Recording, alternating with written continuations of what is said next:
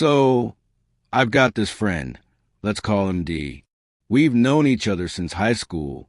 He was the guy who always had my back, whether it was fights, heartbreaks, or just late-night talks about the future. Honestly, I thought of him as a brother. A couple of years ago, we decided to go into business together. Nothing huge at first, just a small online retail store. I had some capital saved up. He had connections, and we both had the drive. For a while, it was amazing. Sales were steady. We split responsibilities, and it felt like our friendship was only getting stronger. But around 6 months ago, I started noticing little cracks. He became cagey about finances. When I'd ask about revenue numbers or expenses, he'd brush me off with "Don't worry, I've got it under control," or "I'll show you the report later." Later never came. He started taking calls outside, whispering, sometimes even stepping out of the office to talk. At first, I thought maybe he was just stressed. We all get that way running a business. But deep down, something felt off. The truth came out in the most random way. One evening, I stayed late at the office to finish up some orders. He'd already left, but his laptop was still open on the desk. Normally, I would never snoop, but the screen had an email pulled up with the subject line: "Payment transfer confirmation." Curiosity got the better of me, and I glanced at it. My stomach dropped. It was a bank transfer, thousands of dollars, sent to an account I didn't recognize. The kicker? The payment was marked as supplier costs, but I knew we hadn't placed any large orders recently. I started digging.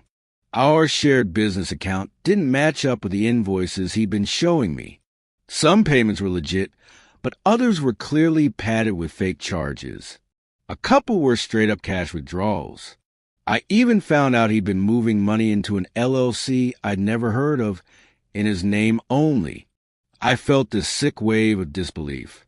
This was a guy I trusted with my savings, with my future, with my friendship. And here he was siphoning money right under my nose. The next morning, I couldn't sit on it anymore. I called D and told him we needed to talk. He strolled into the office all casual, sipping his coffee like nothing was wrong. I laid the printouts on the table. The transfers, the fake invoices, the withdrawals. His face went pale for a split second. Then he smirked. "Wow, so now you're spying on me? That's low, man." I almost laughed at the audacity. Spying? This is our company. Our money. What the hell is going on? He tried to spin it immediately. "It's not what you think. I was just moving money around to cover some temporary costs. I didn't want to stress you out, so I handled it myself." I pressed harder, asking about the mysterious LLC. He stuttered at first, then claimed it was just a side project and that it had nothing to do with us. When I asked why business money was flowing into it, he snapped, "You wouldn't understand. I've been carrying this company on my back while you sit around worrying about details. You should be thanking me." That's when I knew it wasn't a mistake. It wasn't a misunderstanding. He was deliberately deceiving me. Walking out of that confrontation, I felt like I'd been punched in the gut. My head was buzzing, my hand was shaking. This wasn't some random scammer stealing from me. This was my best friend, the guy I trusted like family. At first, it was pure rage.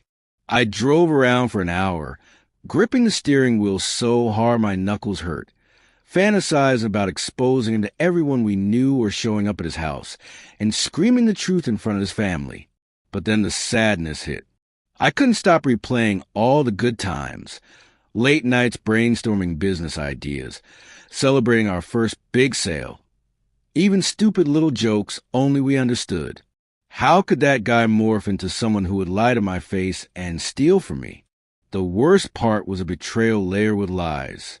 If he had just admitted it, if he'd shown a shred of guilt, maybe I could have processed it differently. But the way he twisted it, tried to make me feel guilty for not understanding, that broke something in me. I barely ate that week. Couldn't focus at work. Every time my phone buzzed, my chest tightened, half expecting it to be another excuse-filled text from him. I wasn't just grieving lost money. I was grieving the death of a friendship I thought would last forever. After a few sleepless nights, I knew I had to make a choice. Either sweep this under the rug and keep pretending we were partners, or cut ties completely. My gut told me the second option was the only real one. I started by pulling the paperwork, contracts, bank records, all of it. That's when I realized just how deep his deception went. He hadn't just skimmed a little money. He'd been signing things behind my back, changing small details and invoices so cash flowed into a separate account. It wasn't a one-time mistake. It was a whole pattern. The realization hit me like a brick. If I stayed in this with him, I'd end up broke, or worse, legally responsible for his shady crap. So I drafted an email spelling it all out. I wanted out of the business immediately, and I expected him to buy out my share to fair value. I hit send with my heart pounding like crazy. Part of me hoped he'd agree and at least salvage some respect. His reply? A 3-sentence message basically saying, "You're overreacting. This isn't how partnerships work. You can't just walk away like that." No apology, no accountability, just deflection. That was my answer right there. After I told him I was out, things went downhill fast. Within a week, I got a call from one of our suppliers asking why I had authorized a new deal with different payment terms. I hadn't. He had forged my signature on the agreement. I confronted him again, and instead of owning up, he actually laughed, said, "Man, don't be so dramatic. It's just business. You're too emotional about this stuff." That's when it hit me how far gone he was. This wasn't the same guy I used to know. Then came the cherry on top. I found out he'd been telling mutual friends that I was the one causing problems in the business, that I was trying to screw him over.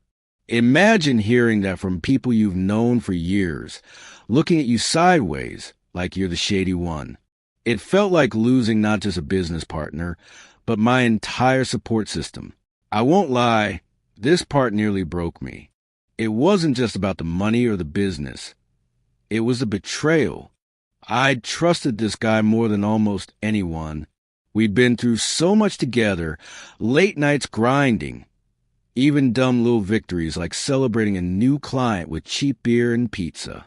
And suddenly it all felt fake. I couldn't sleep. Every time I closed my eyes, I replayed his smirk, the way he brushed me off like I was the problem. I started questioning myself. Did I miss the signs earlier? Was I blind because I wanted to believe in him? My girlfriend noticed I was spiraling. I'd wake up angry, go to bed angry, clench my jaw so tight my teeth ached. It felt like someone pulled the rug out from under me, and I was free falling with no safety net.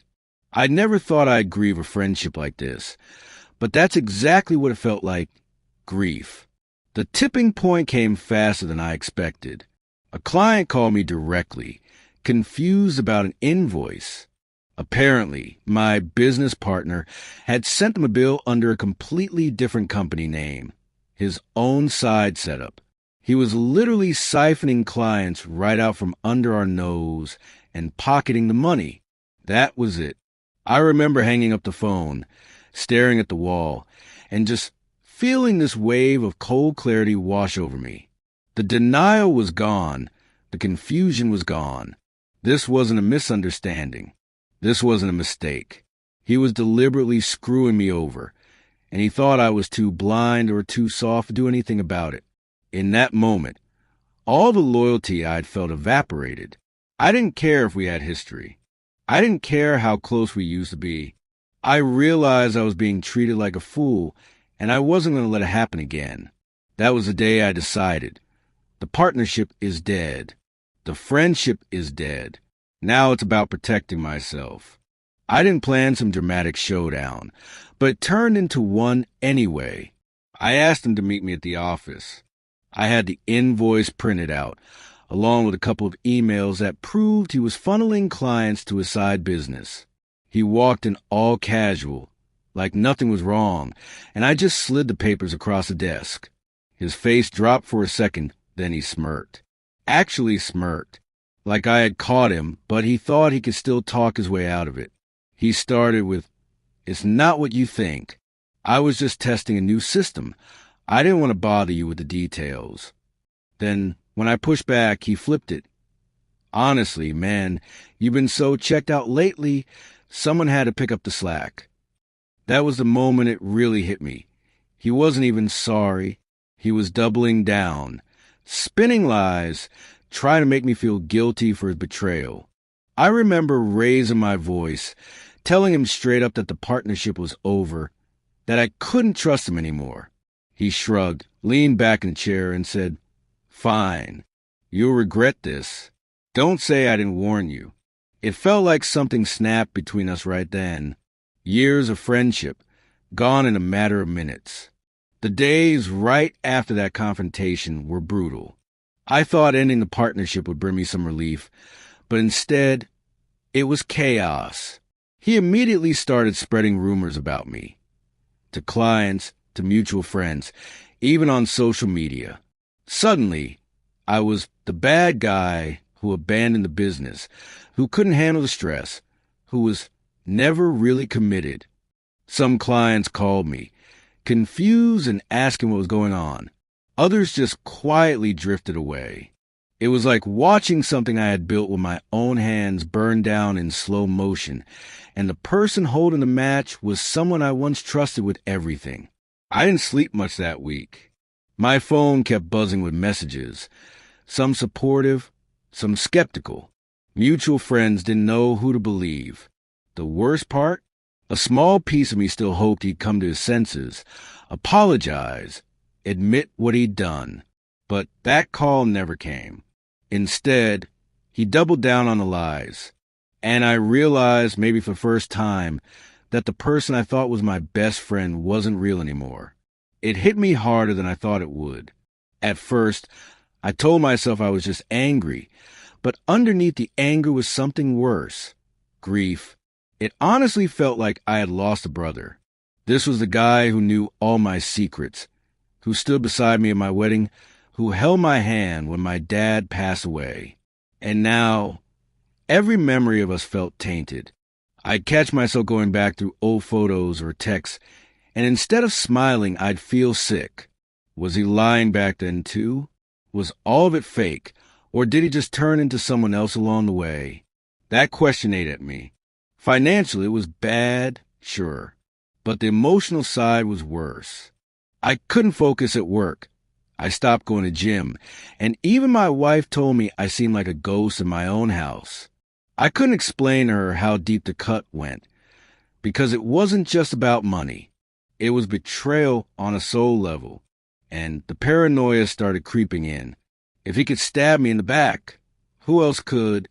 I started second-guessing everyone around me, which isn't fair, but that's where my head was at.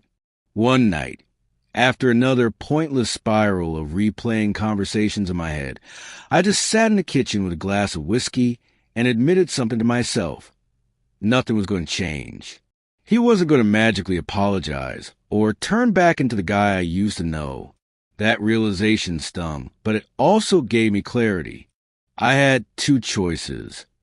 Keep bleeding out emotionally while trying to salvage something that was dead, or finally cut ties and start protecting myself. I called my lawyer the next morning. I explained everything, from the forged signatures to the shady transfers. She didn't even blink, said I should have come to her months earlier. That was the first time in months I felt a tiny spark of control again. I also made a decision with my heart. I wasn't going to chase the friendship anymore. No more what if conversations in my head. No more hoping he'd text me an apology. That part of my life was over. It didn't erase the pain, but it was a first step toward feeling like myself again. Once the lawyer got involved, things started moving fast. We froze the business accounts, pulled all the records, and sure enough, the paper trail showed exactly what I feared. He'd been siphoning off money for months. Not huge amounts at first, but steadily, almost like he wanted to see how long he could get away with it. When he realized I was serious and had legal backing, he completely flipped. First, he tried to downplay it. Man, it was just temporary. I was going to put it back. Then he turned aggressive, accusing me of being greedy and not understanding his struggles. Finally, when none of that worked, he ghosted me. I cut him out completely. Changed passwords, locked everything down, blocked his number. It was surreal deleting his contact after years of friendship, but also freeing. The business is still recovering, and honestly, so am I. But at least I'm not in limbo anymore. I've accepted that I'll probably never see that money again, but I'm not letting him drag me down any further. In the quiet after everything's settled, I kept asking myself how I didn't see it sooner. The truth is I did, the little lies, excuses, the sudden secrecy. I just didn't want to believe it. I kept holding on to the version of him I remembered, not the one standing in front of me. The hardest part hasn't even been the money or the business mess. It's realizing that someone I trusted like family could look me in the eye and lie. Over and over, that shakes something deep inside you. But weirdly, I'm grateful for clarity. I learned the difference between loyalty and blind faith.